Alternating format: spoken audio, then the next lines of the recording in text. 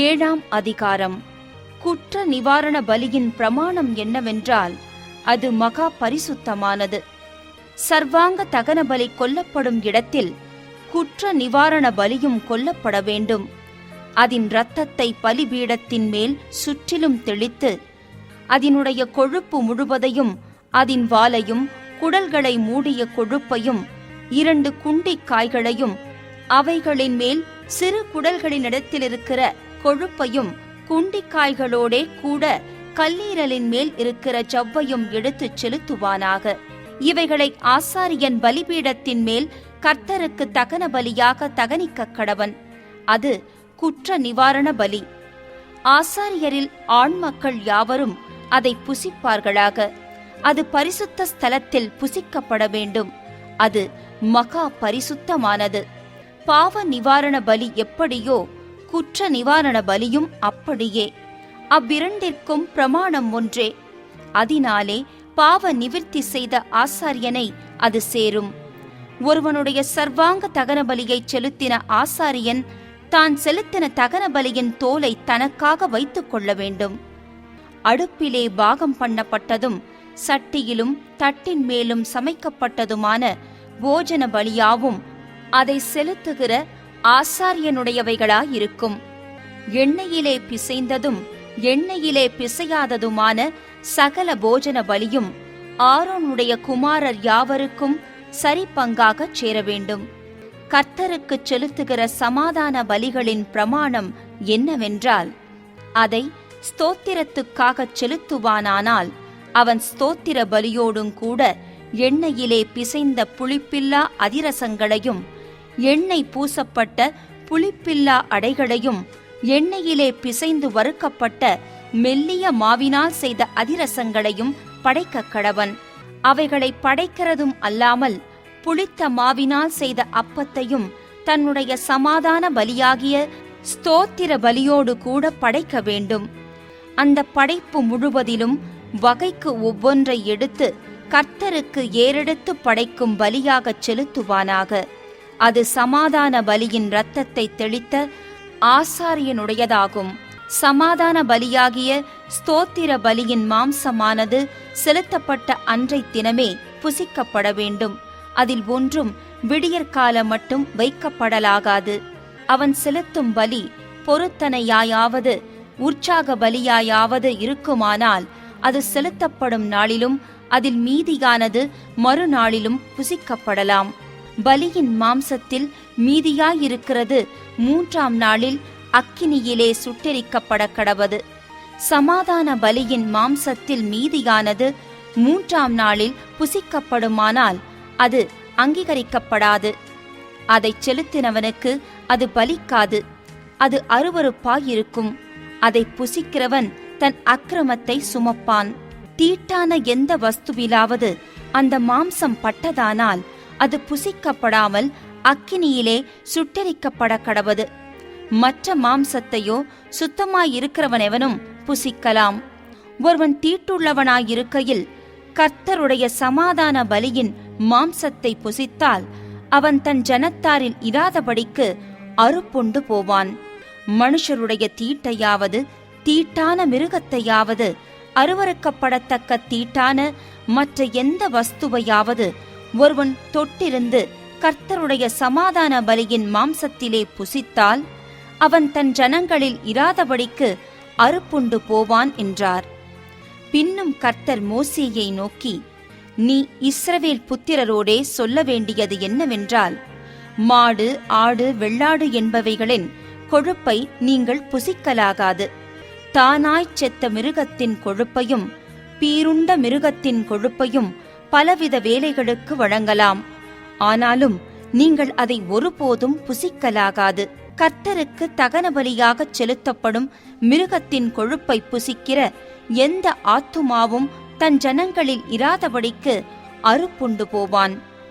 உங்கள் வாசஸ்தலங்களில் எங்கும் யாதொரு பறவையின் இரத்தத்தையாவது யாதொரு மிருகத்தின் இரத்தத்தையாவது புசிக்கலாகாது.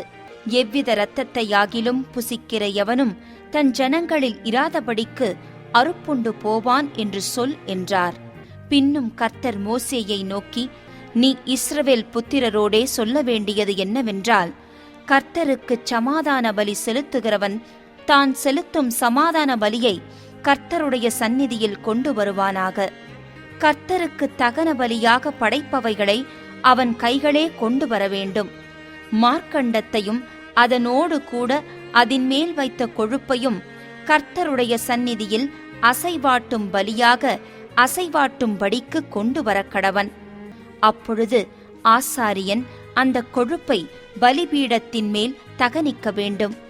மார்க்கண்டமோ ஆரோனையும் அவன் குமாரரையும் சேரும். உங்கள் சமாதான பலிகளில் வலது முன்னந்தொடையை ஏறெடுத்து படைக்கும் பலியாக படைக்கும்படி ஆசாரியனிடத்தில் கொடுப்பீர்களாக. ஆரோனுடைய குமாரரில் சமாதான பலியின் இரத்தத்தையும் கொழுப்பையும் செலுத்துகிறவனுக்கு வலது முன்னந்தொடை பங்காகச் சேரும். இஸ்ரவேல் புத்திரரின் சமாதான பலிகளில் அசைவாட்டு மார்க்கண்டத்தையும் ஏறெடுத்து படைக்கும் முன்னந்தொடையையும் நான் அவர்கள் கையில் வாங்கி அவைகளை ஆசாரியனாகிய ஆரோனுக்கும் அவன் குமாரருக்கும் இஸ்ரவேல் புத்திரருக்குள் நடக்கும் நித்திய கட்டளையாக கொடுத்தேன் என்று சொல் என்றார். கர்த்தருக்கு ஆசாரிய ஊழியம் செய்யும்படி ஆரோனும் அவன் குமாரரும் நியமிக்கப்பட்ட நாளிலே இது அபிஷேகம் பண்ணப்பட்ட அவர்களுக்கு கர்த்தருடைய தகன பலிகளில் கிடைக்கும்படி உண்டான கட்டளை. இப்படி அவர்களுக்கு இஸ்ரவேல் புத்திரர் தங்கள் தலைமுறை தோறும் நித்திய நியமமாக கொடுக்கும்படி கர்த்தர் அவர்களை அபிஷேகம் பண்ணின நாளிலே கட்டளையிட்டார். சர்வாங்க தகன பலிக்கும் போஜன பலிக்கும் பாவ நிவாரண பலிக்கும் குற்ற நிவாரண பலிக்கும் பிரதிஷ்டை பலிகளுக்கும் சமாதான பலிகளுக்கும் அடுத்த பிரமாணம் இதுவே. கர்த்தருக்கு தங்கள் பலிகளை செலுத்த வேண்டும் என்று அவர் இஸ்ரவேல் புத்திரருக்கு சீனாய் வனாந்தரத்திலே கற்பிக்கும் போது இவைகளை மோசேக்கு சீனாய் மலையில் கட்டளையிட்டார். 8ஆம் அதிகாரம். கர்த்தர் மோசேயை நோக்கி, நீ ஆரோனையும் அவன் குமாரரையும் வரவழைத்து வஸ்திரங்களையும் அபிஷேக தைலத்தையும் பாவ நிவாரண பலிக்கு ஒரு காளையையும் 2 ஆட்டுக்கடாக்களையும் ஒரு கூடையில் புளிப்பில்லா அப்பங்களையும் கொண்டு வந்து சபையையெல்லாம் ஆசரிப்பு கூடார வாசலுக்கு முன்பாக கூடிவரச் செய் என்றார். கர்த்தர் தனக்கு கட்டளையிட்டபடியே மோசே செய்தான். சபை ஆசரிப்பு கூடார வாசலுக்கு முன்பாக கூடின போது மோசே சபையை நோக்கி, செய்யும்படி கர்த்தர் கட்டளையிட்ட காரியம் இதுவே என்று சொல்லி, கர்த்தர் தனக்கு கட்டளையிட்டபடியே மோசே ஆரோனையும் அவன் குமாரரையும் வரவழைத்து அவர்களை ஜலத்தினால் ஸ்நானம் பண்ணுவித்து அவனுக்கு உள்ளங்கியை போட்டு இடைக்கச்சையை கட்டி மேலங்கியை உடுத்தி ஏபோத்தை தரித்து அதின்மேல் ஏபோத்தின் விசித்திரமான கச்சையை கட்டி அவனுக்கு மார்பதக்கத்தை அணிந்து மார்பதக்கத்திலே ஊரீம் தும்மீம் என்பவைகளையும் வைத்து அவன் தலையிலே பாகையை தரித்து பாகையின் மேல் அவன் நெற்றியிலே பரிசுத்த கிரீடம் எனும் பொற்பட்டத்தை கட்டினான். பின்பு மோசே அபிஷேக தைலத்தை எடுத்து வாசஸ்தலத்தையும் அதிலுள்ள யாவற்றையும் அபிஷேகம் பண்ணி பரிசுத்தப்படுத்தி அதில் கொஞ்சம் எடுத்து பலிபீடத்தின் மேல் 7 தரம் தெளித்து பலிபீடத்தையும் அதன் சகல பணிமுட்டுகளையும் தொட்டியையும் அதன் பாதத்தையும் பரிசுத்தப்படுத்தும் படிக்கு அபிஷேகம் பண்ணி அபிஷேக தைலத்திலே கொஞ்சம் ஆரோனுடைய சிரசின் மேல் வார்த்து அவனை பரிசுத்தப்படுத்தும்படி அபிஷேகம் பண்ணினான். பின்பு மோசே கர்த்தர் தனக்கு கட்டளையிட்டபடியே ஆரோனின் குமாரரை வரவழைத்து அவர்களுக்கு அங்கிகளை உடுத்தி இடைக்கச்சைகளை கட்டி குல்லாக்களை தரித்து பாவ நிவாரண பலிக்கான காளையை கொண்டு வந்தான். அதனுடைய தலையின் மேல் ஆரோனும் அவன் குமாரரும் தங்கள் கைகளை வைத்தார்கள். அப்பொழுது அது கொல்லப்பட்டது. மோசே அதன் இரத்தத்தை எடுத்து தன் விரலினால் பலிபீடத்தின் கொம்புகளின் மேல் சுற்றிலும் பூசி பலிபீடத்திற்காக பிராயச்சித்தம் செய்து மற்ற இரத்தத்தை பலிபீடத்தின் அடியில் ஊற்றிவிட்டு அதன் மேல் பாவ நிவர்த்தி செய்யும் பொருட்டு அதை பரிசுத்தப்படுத்தினான். பின்பு மோசே கர்த்தர் தனக்கு கட்டளையிட்டபடியே குடல்கள் மேல் இருந்த கொழுப்பு முழுவதையும் கல்லீரலின் மேல் இருந்த ஜவ்வையும் 2 குண்டிக்காய்களையும் அவைகளின் கொழுப்பையும் எடுத்து பலிபீடத்தின் மேல் தகனித்த காளையையும் அதன் தோலையும் மாம்சத்தையும் சாணியையும் பாளையத்துக்குப் புறம்பே அக்கினியிலே சுட்டெரித்தான். பின்பு அவன் சர்வாங்க தகன பலிக்கு ஆட்டுக்கிடாவை கொண்டு வந்தான். அதன் தலையின் மேல் ஆரோனும் அவன் குமாரரும் தங்கள் கைகளை வைத்தார்கள். அப்பொழுது அது கொல்லப்பட்டது. மோசே அதன் இரத்தத்தை பலிபீடத்தின் மேல் சுற்றிலும் தெளித்தான். ஆட்டுக்கிடா சந்து சந்தாக துண்டிக்கப்பட்டது. கர்த்தர் தனக்கு கட்டளையிட்டபடியே மோசே அதன் தலையையும் துண்டங்களையும் கொழுப்பையும் தகனித்தான். குடல்களையும் தொடைகளையும் தண்ணீரால் கழுவின பின் மோசே ஆட்டுக்கடா முழுவதையும் பலிபீடத்தின் மேல் கர்த்தருக்கு சுகந்த வாசனைக்கான சர்வாங்க தகன பலியாக தகனித்தான். பின்பு பிரதிஷ்டைப்படுத்துவதற்குரிய மற்ற ஆட்டுக்கடாவை கொண்டு வந்தான். அதன் தலையின் மேல் ஆரோனும் அவன் குமாரரும் தங்கள் கைகளை வைத்தார்கள். பின்பு அது கொல்லப்பட்டது. மோசே அதன் இரத்தத்தில் கொஞ்சம் எடுத்து ஆரோனுடைய வலது காதின் மடலிலும் வலது கையின் பெருவிரலிலும் வலது காலின் பெருவிரலிலும் பூசினான். பின்பு ஆரோனுடைய குமாரரையும் அழைத்தான். மோசே அந்த இரத்தத்திலே கொஞ்சம் அவர்களுடைய வலது காதின் மடலிலும் வலது கையின் பெருவிரலிலும் வலது காலின் பெருவிரலிலும் பூசி இரத்தத்தை பலிபீடத்தின் மேல் சுற்றிலும் தெளித்து கொழுப்பையும் வாலையும் குடல்கள் மேலிருந்த கொழுப்பு முழுவதையும் கல்லீரலின் மேலிருந்த ஜவ்வையும் 2 குண்டிக்காய்களையும் அவைகளின் கொழுப்பையும் வலது முன்னந்தொடையையும் எடுத்து கர்த்தருடைய சந்நிதியில் வைத்திருந்த புளிப்பில்லா அப்பங்களின் கூடையிலுள்ள புளிப்பில்லா அதிரசத்தில் ஒன்றையும் எண்ணெயிட்ட அப்பமாகிய அதிரசத்தில் ஒன்றையும் ஒரு அடையையும் எடுத்து அந்த கொழுப்பின் மேலும் முன்னந்தொடையின் மேலும் வைத்து அவைகளையெல்லாம் ஆரோனுடைய உள்ளங்கைகளிலும் அவன் குமாரருடைய உள்ளங்கைகளிலும் வைத்து அசைவாட்டும் பலியாக கர்த்தருடைய சந்நிதியில் அசைவாட்டி பின்பு மோசே அவைகளை அவர்கள் உள்ளங்கைகளிலிருந்து எடுத்து பலிபீடத்தின் மேலிருக்கிற தகன பலியின் மேல் தகனித்தான். அவைகள் சுகந்த வாசனையான பிரதிஷ்டை பலிகள். இது கர்த்தருக்கு தகன பலியானது. பின்பு மோசே மார்க்கண்டத்தை எடுத்து அதை கர்த்தருடைய சந்நிதியில் அசைவாட்டும் பலியாக அசைவாட்டினான். கர்த்தர் மோசேக்கு கட்டளையிட்டபடியே பிரதிஷ்டையின் ஆட்டுக்கடாவிலே அது மோசேயின் பங்காயிற்று. மோசே அபிஷேக தைலத்திலும் பலிபீடத்தின் மேலிருந்த இரத்தத்திலும் கொஞ்சம் எடுத்து ஆரோன் மேலும் அவன் வஸ்திரங்கள் மேலும் அவன் குமாரர் மேலும் அவர்கள் வஸ்திரங்கள் மேலும் தெளித்து ஆரோனையும் அவன் வஸ்திரங்களையும் அவன் குமாரரையும் அவன் குமாரரின் வஸ்திரங்களையும் பரிசுத்தப்படுத்தினான். பின்பு மோசே ஆரோனையும் அவன் குமாரரையும் நோக்கி, நீங்கள் அந்த மாம்சத்தை ஆசரிப்பு கூடார வாசலிலே வேவித்து ஆரோனும் அவன் குமாரரும் அதை புசிப்பார்களாக என்று கட்டளையிட்டிருக்கிறபடியே அங்கே அதையும் உங்கள் பிரதிஷ்டை பலிகளுள்ள கூடையில் இருக்கிற அப்பத்தையும் புசித்து மாம்சத்திலும் அப்பத்திலும் மீதியானதை அக்கினியிலே சுட்டெரித்து பிரதிஷ்டையின் நாட்கள் நிறைவேறும் வரைக்கும் 7 நாள் ஆசரிப்பு கூடார வாசலை விட்டு புறப்படாதிருங்கள். 7 நாள் அளவும் நீங்கள் பிரதிஷ்டைப்படுத்தப்படுவீர்கள். இன்று செய்தது போல உங்கள் பாவ நிவர்த்திக்காக இனிமேலும் செய்ய வேண்டும் என்று கர்த்தர் கட்டளையிட்டார். நீங்கள் சாகாதபடிக்கு 7 நாள் இரவும் பகலும் ஆசரிப்பு கூடார வாசலில் இருந்து கர்த்தருடைய காவலை காக்கக் கடவீர்கள். இப்படி நான் கற்பிக்கப்பட்டேன் என்றான். கர்த்தர் மோசேயை கொண்டு கட்டளையிட்ட எல்லா காரியங்களையும் ஆரோனும் அவன் குமாரரும் செய்தார்கள். 9ஆம் அதிகாரம். 8ஆம் நாளிலே மோசே ஆரோனையும் அவன் குமாரரையும் இஸ்ரவேலின் மூப்பரையும் அழைத்து ஆரோனை நோக்கி, நீ பாவ நிவாரண பலியாக பழுதற்ற ஒரு கன்றுக்குட்டியையும் சர்வாங்க தகன பலியாக பழுதற்ற ஒரு ஆட்டுக்கடாவையும் தெரிந்து கொண்டு கர்த்தருடைய சந்நிதியில் பலியிடக் கடவாய். மேலும் இஸ்ரவேல் புத்திரரை நோக்கி, கர்த்தருடைய சந்நிதியில் பலியிடும்படிக்கு நீங்கள் பாவ நிவாரண பலியாக பழுதற்ற ஒரு வெள்ளாட்டுக்கடாவையும் சர்வாங்க தகன பலியாக 1 வயதான பழுதற்ற ஒரு கன்றுக்குட்டியையும் ஒரு ஆட்டுக்குட்டியையும் சமாதான பலிகளாக ஒரு காளையையும் ஒரு ஆட்டுக்கடாவையும் எண்ணெயிலே பிசைந்த போஜன பலியையும் கொண்டு வாருங்கள். இன்று கர்த்தர் உங்களுக்கு தரிசனமாவார் என்று சொல் என்றான்.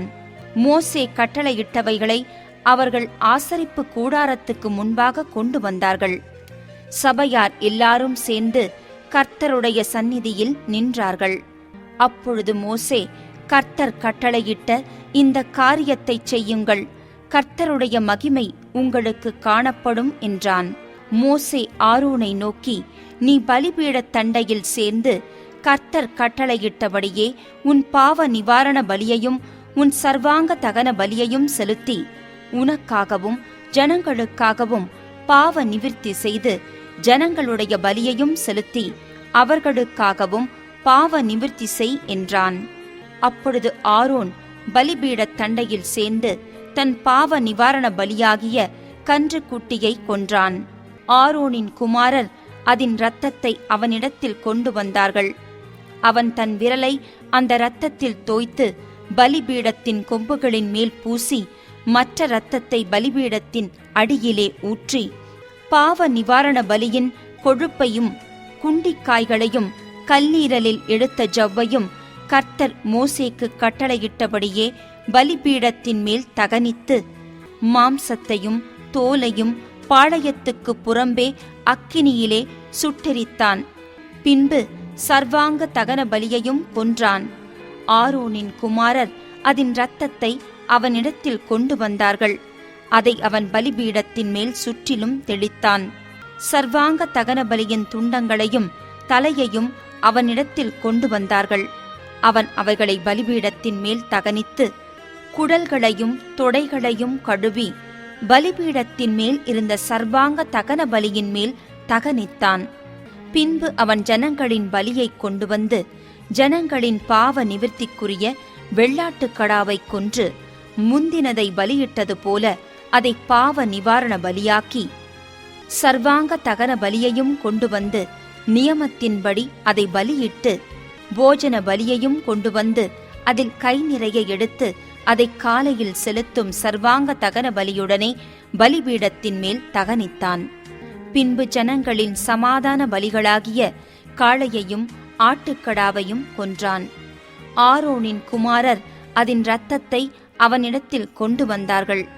அவன் அதை பலிபீடத்தின் மேல் சுற்றிலும் தெளித்து காளையிலும் ஆட்டுக்கடாவிலும் எடுத்த கொழுப்பையும் வாலையும் குடல்களை மூடிய ஜவ்வையும் குண்டிக்காய்களையும் கல்லீரலின் மேல் இருந்த ஜவ்வையும் கொண்டு வந்து கொழுப்பை மார்க்கண்டங்களின் மேல் வைத்தார்கள். அந்த கொழுப்பை பலிபீடத்தின் மேல் தகனித்தான். மார்க்கண்டங்களையும் வலது முன்னந்தொடையையும் மோசே கட்டளையிட்டபடியே ஆரோன் கர்த்தருடைய சந்நிதியில் அசைவாட்டும் பலியாக அசைவாட்டினான். பின்பு ஆரோன் ஜனங்களுக்கு நேராக தன் கைகளை உயர்த்தி அவர்களை ஆசிர்வதித்து தான் பாவ நிவாரண பலியையும் சர்வாங்க தகன பலியையும் சமாதான பலிகளையும் செலுத்தின இடத்திலிருந்து இறங்கினான். பின்பு மோசேயும் ஆரோனும் ஆசரிப்பு கூடாரத்துக்குள் பிரவேசித்து வெளியே வந்து ஜனங்களை ஆசிர்வதித்தார்கள். அப்பொழுது கர்த்தருடைய மகிமை சகல ஜனங்களுக்கும் காணப்பட்டது. அன்றியும் கர்த்தருடைய சந்நிதியிலிருந்து அக்கினி புறப்பட்டு பலிபீடத்தின் மேல் இருந்த சர்வாங்க தகன பலியையும் கொழுப்பையும் எரித்துவிட்டது. ஜனங்கள் எல்லாரும் அதை கண்டபோது ஆரவாரித்து முகங்குப்புற விழுந்தார்கள். 10ஆம் அதிகாரம். பின்பு ஆரோனின் குமாரராகிய நாதாபும் அபியூவும் தன் தன் தூப கலசத்தை எடுத்து அவைகளில் அக்கினியையும் அதின்மேல் தூப வர்க்கத்தையும் போட்டு கர்த்தர் தங்களுக்கு கட்டளையிடாத அந்நிய அக்கினியை அவருடைய சந்நிதியில் கொண்டு வந்தார்கள்.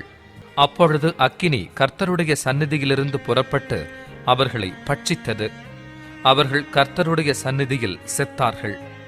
அப்பொழுது மோசே ஆரோனை நோக்கி, என்னிடத்தில் சேருகிறவர்களால் நான் பரிசுத்தம் பண்ணப்பட்டு சகல ஜனங்களுக்கு முன்பாக நான் மகிமைப்படுவேன் என்று கர்த்தர் சொன்னது இதுதான் என்றான்.